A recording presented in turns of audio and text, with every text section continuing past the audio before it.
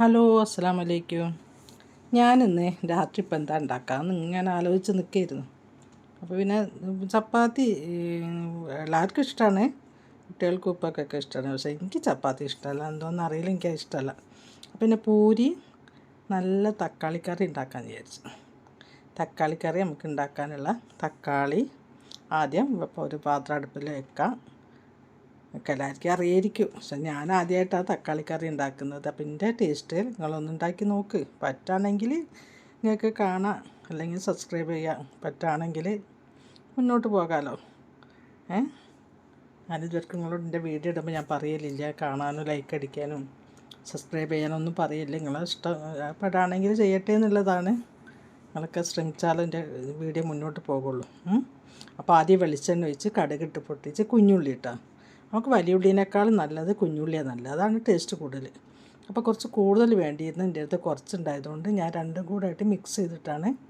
കുറച്ച് കുഞ്ഞുള്ളിയും കുറച്ച് വലിയ ഉള്ളി, ഇതൊരു പിടി ഇട്ടാൽ വലിയ ഉള്ളി ഒരു പിടിയിട്ട് നല്ലതുപോലെ വെളിച്ചെണ്ണയിലും കടുകൊക്കെ പൊട്ടിച്ചിട്ട് അത് നല്ലതുപോലെ വാട്ടിയെടുക്കണം. കുറച്ച് ഉപ്പിടണേ. ഉപ്പിട്ടാൽ എന്താണെന്ന് ഉള്ളിയൊക്കെ പെട്ടെന്ന് വാടി കിട്ടും. ഇപ്പോഴത്തെ പൈസ കൊടുത്താൽ പോലും കിട്ടാത്ത ഗ്യാസല്ലേ, അപ്പോൾ പെട്ടെന്ന് നമുക്ക് ചെറിയ തീയിൽ വാടി കിട്ടണമെങ്കിൽ കുറച്ച് ഉപ്പിട്ടിട്ട് പിന്നെ ഇഞ്ചി വെളുത്തുള്ളി പേസ്റ്റ് ഇടാം.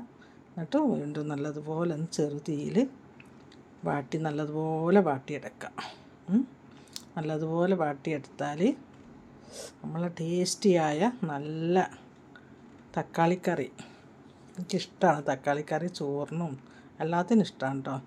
നമ്മളത് നമ്മൾ പിരിയുമ്പോൾ കണ്ടല്ലോ, ഇത് ഞാൻ അങ്ങനെ തന്നെ വാങ്ങിച്ചാണ് കേട്ടോ, ഞാനായിട്ട് പൊടിച്ചതൊന്നുമല്ല, ഇവിടെ ഇങ്ങനെ തന്നെ വാങ്ങിച്ചതാണ്.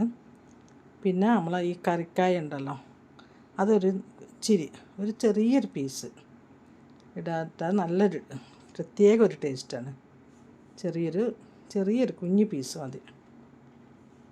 ഇതിലിട്ടാൽ ആ ഉള്ളീൻ്റെ കൂടെ ഇട്ടാൽ എങ്ങനെയെന്നോ നല്ലതുപോലെ ചൂടായി അത് ഇതായി വരണ്ടേ, നല്ലോണം ഇതിൻ്റെ കൂടെ അലിയണമല്ലോ.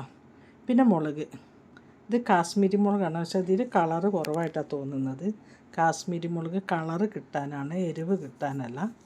ചെറിയ എരിവ് വേണം.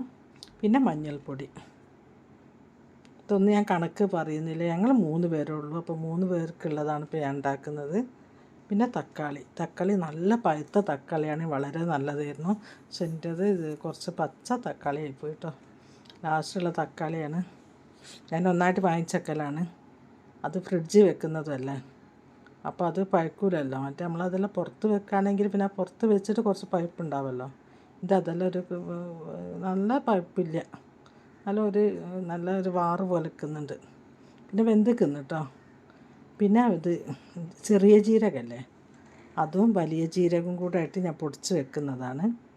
അതൊരു ഇച്ചിരി ഇടാം, ഒരു ചെറിയൊരു ടീസ്പൂണിൻ്റെ പകുതി ഇടാം, 1/2 സ്പൂൺ ഇടാം. പിന്നെ വെളിച്ചെണ്ണ കുറച്ച് കുറവാണ്, അപ്പം കുറച്ച് കൂടെ ഒഴിച്ച് ഞാൻ പിന്നെ കുറച്ച് വെള്ളം ഒഴിച്ചിട്ട് ഇതങ്ങനെ തന്നെ നമ്മൾ വാട്ടാണെങ്കിൽ, വെള്ളം ഒഴിക്കാതെ വാട്ടാണെങ്കിൽ അത് വെന്ത് കിട്ടില്ല. അപ്പോൾ ഞാൻ കുറച്ച് വെള്ളം ഒഴിച്ച് അതുകൊണ്ട് മൂടി വെച്ചാൽ മതി. മൂടി വെച്ചാൽ അത് വെന്തോളൂ. പിന്നെ കരിവേപ്പില ഇട്ടുകൊണ്ട് മൂടി വെക്കട്ടോ, നല്ലോണം അടുപ്പിട്ടിട്ട് അടിച്ചേക്കാം. ഇനി നമുക്ക് പൂരീൻ്റെ പണിയെടുക്കണ്ടേ. ഞാൻ പൊടി കുഴച്ച് വെച്ചിരുന്നു കേട്ടോ.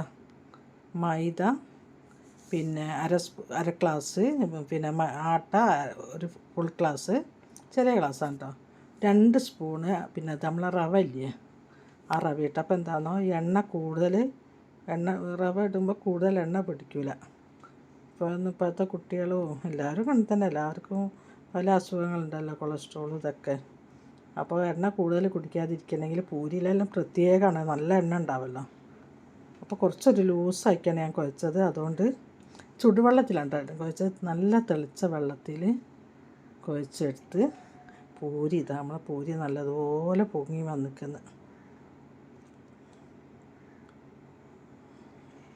നല്ല പൂരിയായിരുന്നു കേട്ടോ, നല്ല ടേസ്റ്റിയായ തക്കാളിക്കറി പൂരി. അപ്പോൾ ഇവിടെ എന്താണെന്നോ ഇങ്ങനെയുള്ള എന്തെങ്കിലും മീനോ ചിക്കനോ എന്തെങ്കിലും വേണം, അല്ലെങ്കിൽ മുട്ടയെങ്കിലും എന്തെങ്കിലും കാട്ടി വേണം. അപ്പോൾ ഞാൻ ഉച്ചക്കത്തെ മുട്ട പുഴുങ്ങിയതും ഉണ്ടായിരുന്നു, പിന്നെ അല്ല പിന്നെ ഉച്ചക്കത്തെ ഇതുണ്ടായിരുന്നു, ചിക്കൻ പൊരിച്ചതുണ്ടായിരുന്നു. അപ്പോൾ 2-3 കഷ്ണം അത് എടുത്ത് വെച്ച് 2 മുട്ട ഉണ്ടായിരുന്നു, അത് പുഴുങ്ങിയിട്ട് അതും കറീൻ്റെ അവിടെ വെച്ചെടുത്ത് ആവശ്യമുള്ളവർ കഴിക്കാമല്ലോ.